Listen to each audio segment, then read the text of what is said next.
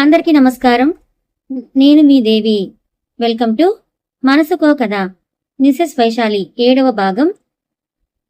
Friends, స్టోరీని చాలా మంది చూస్తున్నారు కానీ సబ్స్క్రైబ్ చేసుకోవడం లేదు. నేను ఆల్రెడీ ప్రతి వీడియోలో చెప్పినట్టే ఈ వీడియోలో కూడా చెప్తున్నాను. మన ఛానల్ మానిటైజేషన్ కి దగ్గరలో ఉంది. ఇంకా 200+ సబ్స్క్రైబర్స్ కావాలి. దయచేసి మీలో ఇంకా ఎవరైనా సబ్స్క్రైబ్ చేసుకోకపోతే సబ్స్క్రైబ్ చేసుకొని ఛానల్కి హెల్ప్ చేయండి, సపోర్ట్ చేస్తారని కోరుకుంటున్నాను. అలాగే స్టోరీ నచ్చితే వీడియోకి ఒక లైక్ చేయండి, హైప్ ఇవ్వండి, కామెంట్ చేయండి. కథలోకి వెళ్ళిపోదామా? వైశాలి అన్నీ తీసి లోపలికి వచ్చేసరికి శేఖర్ మంచి నిద్రలో వెళ్ళిపోతాడు. ఫోన్ పక్కన పెట్టి వైశాలి కూర్చొని అలాగే చూస్తూ ఉంటుంది. ఇంతలో శేఖర్ సెల్కి నోటిఫికేషన్ రావడంతో చూస్తుంది. వాల్ పేపర్గా వాళ్ళ తలంబ్రాలు పోసుకుంటున్నప్పుడు నవ్వుతూ ఉన్న ఫోటో అది. చూసి మళ్ళీ శేఖర్ వైపు చూసి తల నిమురుతుంది. ముఖం అంతా ఎండలో తిరగడంతో కందిపోయి ఉండడం చూసి అలాగే చూస్తూ నిద్రలోకి వెళ్ళిపోతుంది. సీతారాం, మహా కాఫీ పెట్టు, బయటికి వెళ్ళాలి. మహాలక్ష్మి, సరేనండి అని లేచి కాఫీ పెట్టడానికి వెళ్తారు. శేఖర్ లేచి పక్కకి చూడగానే వైశాలి పడుకుని ఉంటుంది. టాప్ కొంచెం సైడ్కి వెళ్ళిపోవడం చూసి సరిచేసి తల నిమురుతూ నుదుటిపై ముద్దు పెడతాడు. టైం అవడంతో లేచి రెడీ అయి బయటకు వస్తాడు. కాఫీ తీసుకోరా? అమ్మా అంటాడు శేఖర్. గోవింద్, ఎన్నింటికి బయలుదేరేది? 6ంటికి అన్నయ్య. మరి రేపు గుడిలో దేవతార్చనకి రాగలవా? అని సైగ చేస్తాడు శేఖర్, వైశాలికి ఇవ్వాలి అని.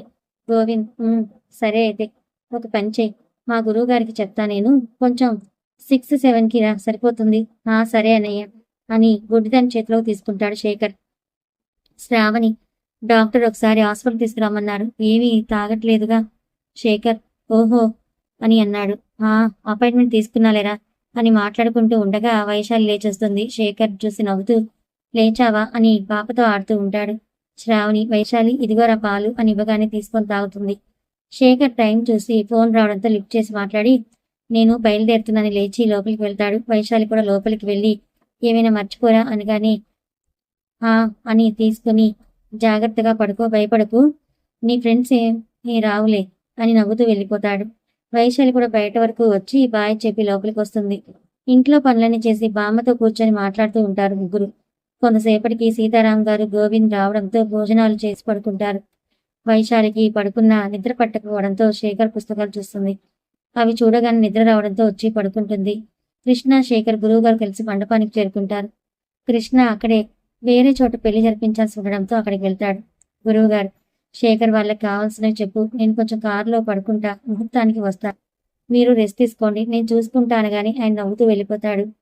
పెళ్లి కొడుకుని వాళ్ళ చెల్లెలు వచ్చి కూర్చోబెట్టి పక్కనే కూర్చొని శేఖర్నే చూస్తూ ఉంటుంది. శేఖర్ పట్టించుకోకుండా పెళ్లి తంతుని జరిపిస్తూ ఉంటాడు. మొత్తం తంతు అయ్యేసరికి 4 అవడంతో బయలుదేరతారు. ఇంటి దగ్గర డ్రాప్ చేసి కృష్ణ వాళ్ళు వెళ్ళిపోతారు. శేఖర్ వచ్చేసరికి వైశాలి బయట ముగ్గు వేస్తూ ఉంటుంది. వైశాలి నవ్వుతూ, 2 నిమిషాలు ఫ్రెష్ అయ్యండి, నేను కాఫీ కలుపుకొని వస్తాను అంటుంది. అని లోపలికి వెళ్ళి ఫ్రెష్ అయ్యి వస్తాడు శేఖర్. అంతలో వైశాలి రావడం చూసి కాఫీ తీసుకుంటాడు. ఎలా జరిగిందండి పెళ్లి అని శేఖర్ బట్టలను తీసుకుంటూ అడుగుతుంది. బానే జరిగింది, కాకపోతే చిన్న ఇబ్బంది. ఏంటిదండి?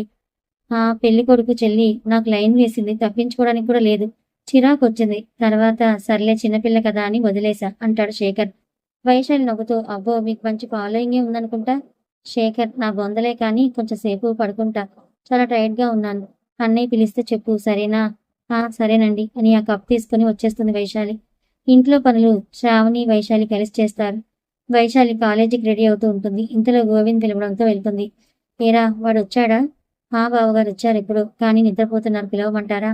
అవునరా, గుడికి వెళ్ళాలి, వాడిని లేపు అంటాడు గోవింద్. వైశాలి సరే అని లోపలికి వెళ్ళి శేఖర్ని తడుతూ, ఏవండి ఏవండి బావగారు పిలుస్తున్నారు, లేవండి అని తడుతుంటే లేస్తాడు. బావగారు పిలుస్తున్నారని చెప్పగానే ఫ్రెష్ అయి వచ్చి పంచి కట్టుకుని బయటకు వస్తాడు. శేఖర్, అన్నా పద అని అంటాడు. సరేరా అంటాడు గోవింద్. ఒక్క నిమిషం, వైశాలిని కాలేజ్ దగ్గర డ్రాప్ చేయాలి, వెళ్లే దారే కదా అంటాడు శేఖర్. వెళ్లే దారి ఎక్కడరా, నిద్రలో ఏం మాట్లాడుతున్నావు అన్నాడు గోవింద్. అని చూసి వైశాలి వైపు చూస్తాడు. నేను ఆటోలో గాని నడుచుకుంటూ గాని వెళ్ళిపోతా, మీరు బయలుదేరండి అంటుంది వైశాలి.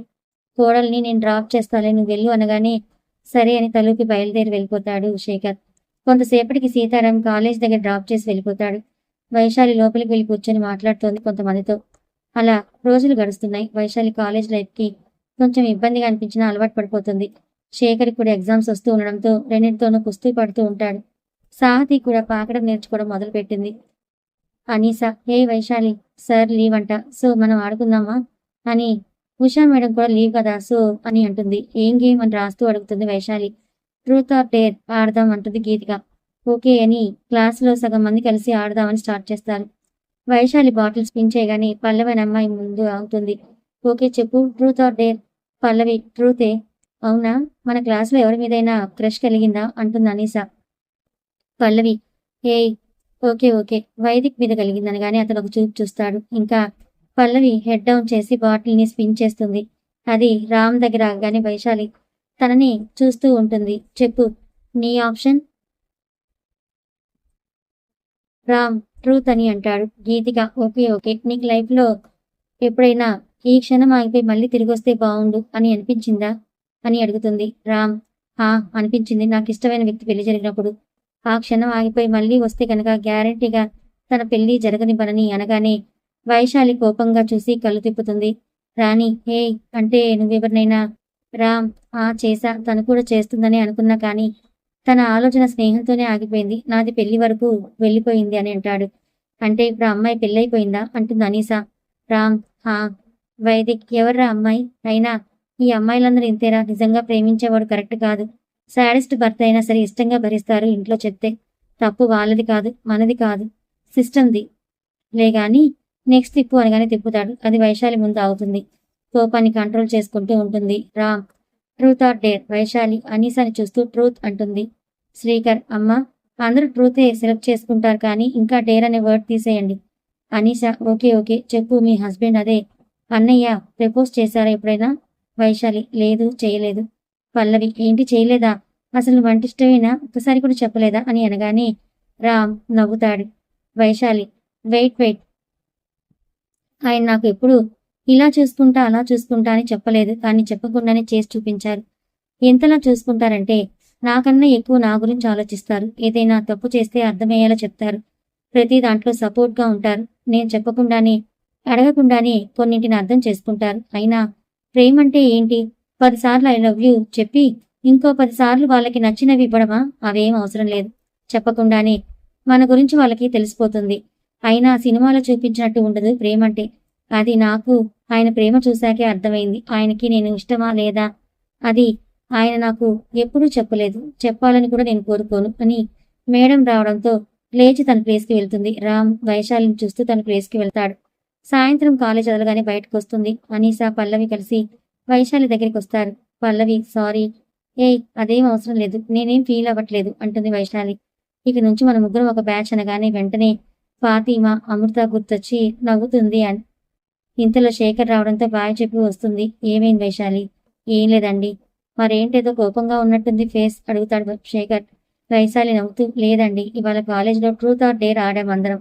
అయితే రామ్ని ఏదో క్వశ్చన్ అడిగితే వాడు నేను ఒక అమ్మాయిని లవ్ చేశాను, ఆ అమ్మాయికి పెళ్ళైపోయిందని ఇండైరెక్ట్గా నా గురించి చెప్పాడండి. నా టర్న్ వచ్చింది. అప్పుడు నేను మీ గురించి అడిగారు. ఏమని అని నొసలు చిట్లిస్తూ అడుగుతాడు.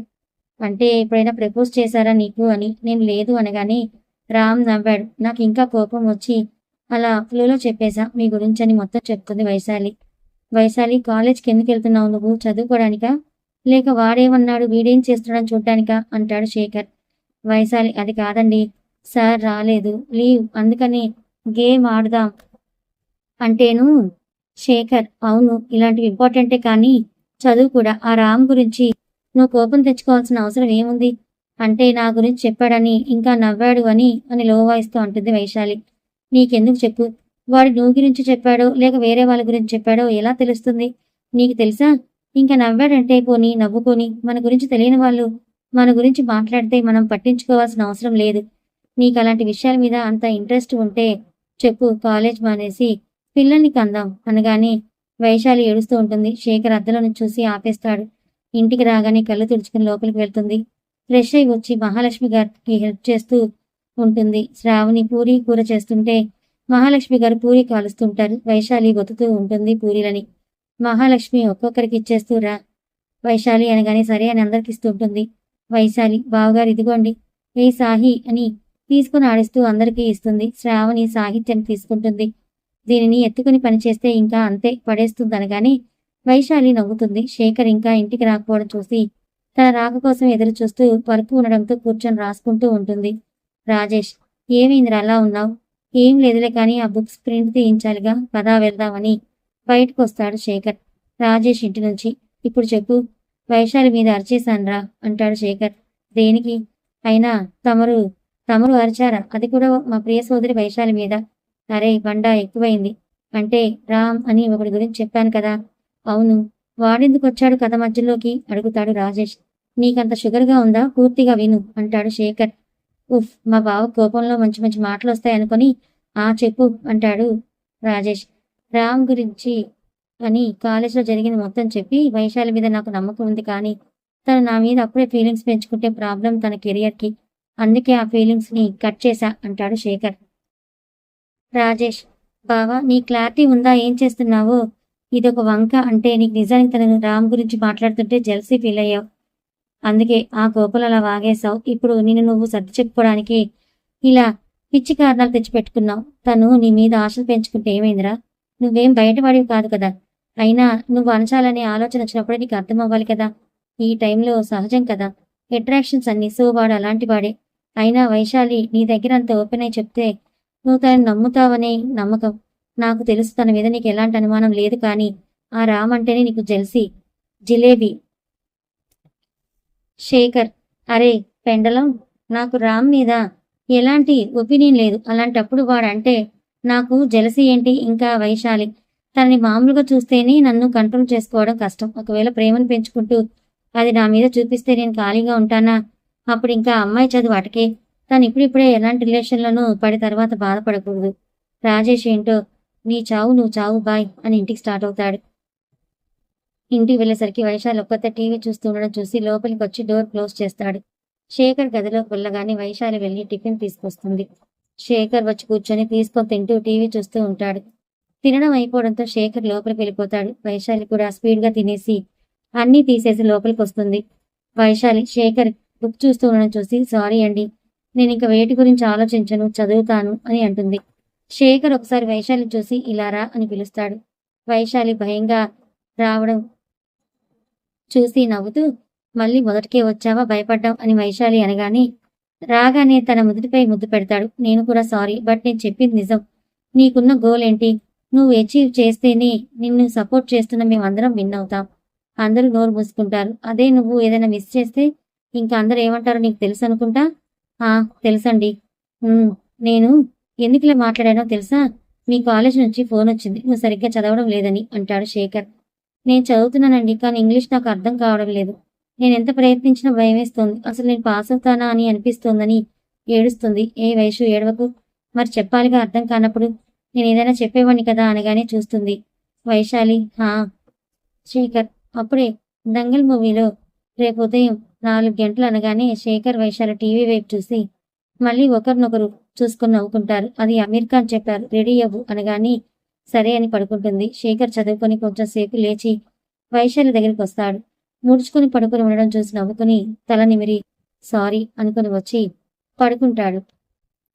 ఉదయాన్నే లేచి పనులన్నీ చేసి రెడీ అవుతూ ఉంటుంది. ఇంతలో శేఖర్ లేచి ఫ్రెష్ అయి వచ్చి పూజకి సిద్ధమవుతూ వైశాలిని చూసి బుక్స్ తీసుకురమ్మని చెప్పి తనకు అర్థమయ్యేలా చెప్తూ పూజ చేసుకుంటూ ఉంటాడు. కొంచెం సేపు ఆగి ఇద్దరు కలిసి గుడికి వెళ్తారు. అలా రోజులు గడుస్తున్నాయి. శేఖర్ ఎగ్జామ్స్ రావడంతో బిజీ అయిపోతాడు. వైశాలి కూడా అర్థం కానివి శేఖర్ని అడుగుతూ చదువుకుంటూ ఉంటుంది. వైశాలి కాలేజ్ అయ్యి బయటకు వచ్చేసరికి శేఖర్ ఉండడం చూసి అనీసా వాళ్ళకి బాయ్ చెప్పి బైక్ ఎక్కుతుంది. వైశాలి, చెప్పండి, మీ ఫ్రెండ్ ఫాతిమా కాల్ చేసింది. అవునా, ఏమందండి? ఈ మంత్లో వస్తుందట మిమ్మల్ని కలవడానికి. సూపర్ అండి, వాళ్ళిద్దరిని చాలా మిస్ అవుతున్నా, తెలుస్తోంది నీ మాటల్లోని. వాళ్ళు వస్తే ఇంకా నేను నీకు కూడా గుర్తుండనేమో. వైశాలి నవ్వుతూ, అదేం కాదండి, మిమ్మల్ని ఎలా మర్చిపోతా? ఏ పనిలో ఉన్నా మర్చిపోను మిమ్మల్ని. అబ్బో చాలే మాకు అది అని బైక్ ఆపగానే దిగి లోపలికి వెళ్తుంది. వెనకే శేఖర్ బైక్ని పార్క్ చేసి లోపలికి వచ్చేసరికి ఎదురుగా సురేష్ గారు, శాంతి గారు ఉంటారు. మామయ్య గారు బాగున్నారా? సురేష్, అల్లుడు గారు మీరు? బాగున్నాను. మహాలక్ష్మి, అరే రేపటి నుంచి ఆషాఢం కదా, కోడలి పిల్లని తీసుకువెళ్ళడానికి వచ్చారనగానే శేఖర్ వైశాలి ఒకరినొకరు చూసుకుంటారు. బామ్మ, వైశాలి బట్ట సర్దుకో, మళ్ళీ దీపాలు పెడితే ఆడపిల్ల వెళ్ళకూడదనగానే తలూపి లోపలికి వెళ్తుంది. శేఖర్ సురేష్ వాళ్ళతో మాట్లాడుతూ చూసి లోపలికి వెళ్తాడు. శేఖర్, వైషు అని వెనక్కి తిరుగుతుంది. జాగ్రత్తగా ఉండు. అవును, కాలేజ్కి ఎలా వెళ్తావు? నాన్న ఉన్నారుగా అనగానే శేఖర్ మొహం వాడిపోతుంది. వైశాలి గమనించి పోనీ మీరొస్తారా అని అడుగుతుంది. శేఖర్ నవ్వుతూ హా, నీ ఇష్టం. ఆగు, నేను తీసుకొస్తాను. ఈ బుక్స్ అన్ని తీసుకువెళ్ళకపోతే ఏమవుతుంది? అని కొన్ని బుక్స్ తీసి పెట్టేయగానే శేఖర్ బ్యాగ్ పట్టుకుని హాల్లోకి తీసుకొస్తాడు. సురేష్ బయలుదేరదామా అనగానే అని తలుపి బామ్మ కాళ్ళకి సీతారాం, మహాలక్ష్మి గారికి, గోవింద్, శ్రావణి వాళ్ళకి నమస్కారం చేసింది. బామ్మ జాగ్రత్తగా ఉండు, నీ మొగుడు కాళ్ళకు కూడా పెట్టవే అనగానే వైశాలి పెట్టి లేవగానే తననే చూస్తుంటాడు. సురేష్ పదరా, వెళ్ళొస్తాం అత్తయ్య గారు, బావగారు వెళ్ళొస్తాం. సీతారాం జాగ్రత్త అండి, వెళ్ళగానే ఫోన్ చేయండి. శేఖర్ మా మామయ్య గారు వైశాలిని ఇంటి దగ్గర నేను డ్రాప్ చేస్తా, మీరు ఆటోలో వెళ్ళిపోండి అనగానే అందరూ ఒకరినొకరు చూసుకొని నవ్వుకుంటారు. సురేష్ సరే అల్లుడు గారు అని సురేష్ శాంతి వాళ్ళ ఆటోలో బయలుదేరతారు. శేఖర్ వైశాలి కలిసి బయలుదేరతారు. ఇద్దరి మధ్య మౌనం రాజ్యం వెళ్తోంది. శేఖర్ వైశాలి ఇదిగో ఈ మనీ నీ దగ్గర ఉంచు, ఏమైనా కావాలంటే ఉండాలి కదా. వద్దండి, నాన్న ఉన్నాడుగా అంది వైశాలి. కోపం తెప్పించుకో, తీసుకో అన్నానుగా. ఏం మా దగ్గర తీసుకోకూడదా ఏంటి అంటాడు శేఖర్. అలా ఏం కాదండి అని తీసుకుంటుంది. ఇవాళ ఎందుకో వింతగా ప్రవర్తిస్తున్నారండి మీరు. అవునా, నువ్వు వెళ్ళిపోతున్నావుగా, ఇంకా అక్కడే. వైశాలి అదేంటి? 2 నెలలు అక్కడే. ఇది జూలై, ఆగస్టులో శ్రావణ మాసం. అది అయితే నేను వెళ్ళనండి. దేనికి?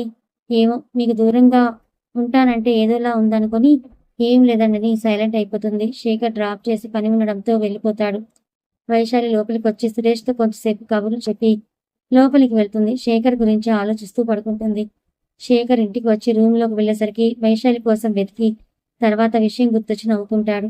మహాలక్ష్మి గారు భోజనానికి పిలుస్తుంటే తినాలనిపించక వద్దని పడుకుంటాడు. రోజులు గడుస్తున్నాయి. ఒకరి గురించి ఒక్కొక్కరు ఆలోచిస్తూ ఉంటారు. ఉదయాన్నే వైశాలికి లేవడం అలవాటైపోయి లేచి ఇంట్లో పనులన్నీ చేసి ఫ్రెష్ అయి వస్తుంది. కొంచెంసేపు టీవీ చూస్తూ కూర్చుంటుంది.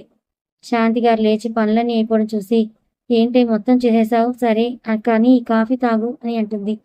నాకు అలవాటు లేదని తెలుసు కదా అమ్మా, నేను గుడికి వెళ్ళొస్తా అంటుంది వైశాలి. నాకేం తెలుసు, అలవాటు చేసుకుంటావు అనుకున్నా. సర్లే గుడికి వెళ్ళిరా, మీ ఆయనకి కలవడానికేగా. అప్పుడే బెంగ. అమ్మా అదేం లేదు, అలవాటు అయిపోయింది, చాలా రోజులైంది గుడికి వెళ్ళి, అందుకే అని బయటకు వచ్చేసరికి అప్పుడే ఫాతిమా అమృత వస్తూ కనిపిస్తారు. హే అమ్ము ఫాతి, చూడు దీని వేషాలు, మనం వచ్చే వరకు మనకి ఫోన్ కూడా చేయలేదు అంటుంది ఫాతిమా. నీకు తెలుసు కదే నా దగ్గర ఫోన్ లేదని. సర్లే కానీ పదండి ఇంట్లోకి వెళ్దాం అంటుంది వైశాలి. ఆగు, ఫస్ట్ అన్న దగ్గరికి వెళ్దాం పద అంటాడమ్మ. వైశాలి అన్నా, నీకు అన్నయ్య లేడు కదా. ఫాతిమా బేబీ పెర్ఫార్మెన్స్ చాలే, అయినా మేము వచ్చింది నీకోసం కాదు అన్నయ్య కోసం, పద. వైశాలి ఆశ్చర్యంగా నీలో చాలా మార్పు వచ్చిందే కానీ పద అని ముగ్గురు మాట్లాడుకుంటూ గుడి దగ్గరికి వస్తారు. లోపలికి వెళ్ళి ప్రదక్షిణం చేసి దండం పెట్టుకుని మెట్ల మీద కూర్చుంటారు. అమృత అన్నయ్య కనపడటం లేదంటే. అసలు మీరు వచ్చింది నా కోసమా లేక ఆయన కోసమా? తమరి కోసమేలే. అవునే, రామ్గాడు మీ కాలేజీ అంటగా. వాడి పేరు ఎత్తకు, నాకు మండుతోంది. వాడి షోయింగ్ ఫేస్ అంటుంది వైశాలి. ఏం చేశాడు? ఏం చేయలేదని అడుగు. వాడికి ఈ మధ్య బాగా ఎక్కువైంది. నా గురించి ఇండైరెక్ట్ గా చెప్తూ నాకు పిచ్చి కోపం తీసుకొస్తున్నాడు. ఫాతిమా వదిలే, లేకపోతే అన్న చేత వార్నింగ్ ఇప్పించు. వద్దులే, ఇంకోసారి నా గురించి ఏమైనా వాగితే చచ్చిపోతాడు. అవును, ఎలా ఉంది మీ కాలేజీ అడుగుతుంది వైశాలి. ఫాతిమా అమృత సూపర్. శేఖర్ హలో మేడమ్స్, ఏంటి కాలేజ్ డుమానా? హాయ్ అన్నయ్య, ఎలా ఉన్నారు అడుగుతుంది అమృత. సూపర్ అమ్మా. ఏంటి ముగ్గురు కలిసి గుళ్ళో మీటింగ్ పెట్టారు సీరియస్ గా అని వైశాలిని చూస్తూ అడుగుతాడు. అదేం లేదు భయ్యా, ఊరికే మాట్లాడుతున్నాం అంటుంది ఫాతిమా. సరే, నాకు కొంచెం పనుంది, నేను వెళ్ళొస్తా బాయ్ అని శేఖర్ వెళ్ళిపోగానే ముగ్గురు మాట్లాడుకుంటూ ఊరంతా తిరిగేసి వస్తారు. ఏంట్రా హ్యాపీనా అడుగుతాడు సురేష్. నాన్న, చాలా రోజుల తర్వాత వాళ్ళని కలిశాను కదా. మీ వదిన వాళ్ళు ఫోన్ చేశారు, వస్తున్నారంట, రెడీ అవ్వు. దేనికి? తెలీదా నీకు? అని తల అడ్డంగా వస్తుంది. అసలు నాకు ఒక అనుమానం, నువ్వు అబ్బాయితో బాగానే ఉంటున్నావా? దేనికి? మరి రేపు అల్లుడు గారి పుట్టినరోజుని తెలియదా? అవునా అని వెనక్కి తిరిగి అంటుంది. అవునరా, అయినా నాన్న నేను అత్తయ్య గారింటికి వెళ్ళకూడదుగా, అందుకే వాళ్ళు వస్తారంట రేపు. ఇవాళ నువ్వు వెళ్ళు అని చెవులు మూసుకొని నాకేం అర్థం కాలేదు. అప్పుడే బ్యాట్ పట్టుకుని లోపలికి వచ్చిన తనయ్య చూసి నవ్వుతాడు. ఇచ్చి అక్క, అర్థం కాలేదా? ఇవాళ అత్తయ్య వాళ్ళందరూ ఇటువైపు వస్తారు, నువ్వు బావగారి దగ్గరికి వెళ్తావు.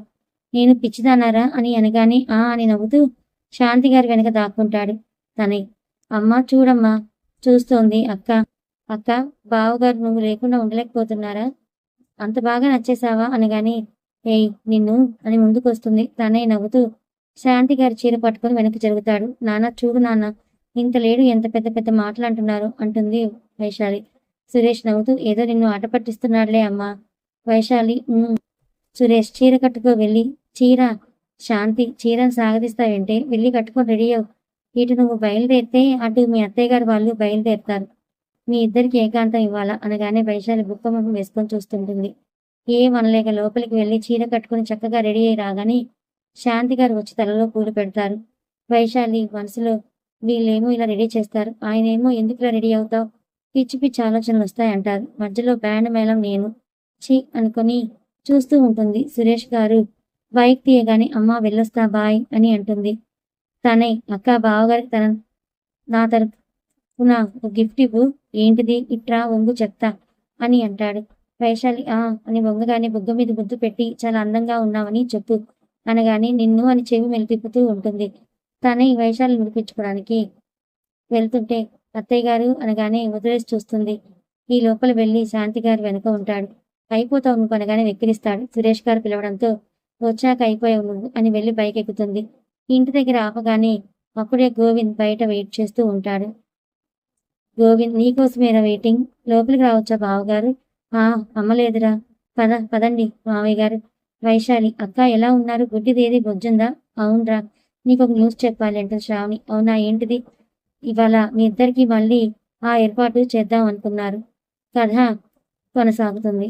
మరి ఈ రోజైనా శేఖర్ వైశాలి మధ్య ఉన్న దూరాలన్నీ తరిగిపోతాయా లేదా? ఏం జరగబోతుందో తెలుసుకోవాలనుకుంటే ఛానల్ని ఫాలో అవ్వండి. Thank you so much.